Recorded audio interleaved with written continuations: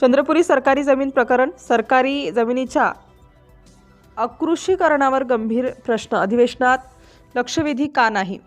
महाराष्ट्र विधिमंडळाच्या नागपूर येथील हिवाळी अधिवेशनात विविध गंभीर विषयांवर चर्चा सुरू असताना चंद्रपूर शहर महानगरपालिका हद्दीतील देगो तुकुम परिसरातील शासकीय जमिनीच्या अकृषीकरणाच्या प्रकरणावर अद्याप लक्षवेधी सूचना मांडण्यात आलेली नाही. याबाबत नागरिकांमध्ये तीव्र चर्चा सुरू आहे. प्रकरण नेमके काय आहे? चंद्रपूर शहरातील देगो तुकुम परिसरातील सुमारे 497 एकर शासकीय जमीन दिनांक 17 मे 2007 रोजी महाराष्ट्र जमीन महसूल अधिनियम 1966 कलम 106 अंतर्गत अकृषिक केल्याचे शासकीय नोंदींमध्ये दिसून आले. या कारवाईमुळे शासनाच्या आर्थिक हितावर मोठा परिणाम झाल्याचा अंदाज केला जातोय. कायदा व महसूल विषयातील जाणकारांच्या मते अशा स्वरूपाची कारवाई कायद्याच्या तरतुदींशी सुसंगत आहे की नाही याबाबत सखोल चौकशी करणे आवश्यक आहे. कथित अनियमिततेबाबत माहिती कोणी दिली?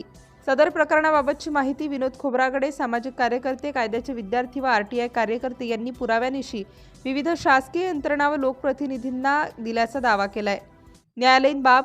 या संदर्भात मुंबई उच्च न्यायालय नागपूर खंडपीठ येथे सन 2021 मध्ये दाखल करण्यात आलेल्या याचिकेवरून माननीय न्यायालयाने या प्रकरणाची स्वतःहून दखल घेत ते जनहित याचिका क्रमांक 4/2021 म्हणून स्वीकारले आहे.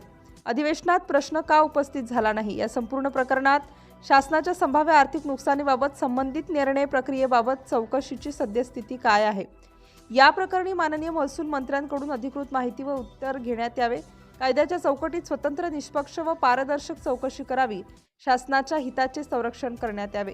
कायद्याचे राज्य सर्वोच्च.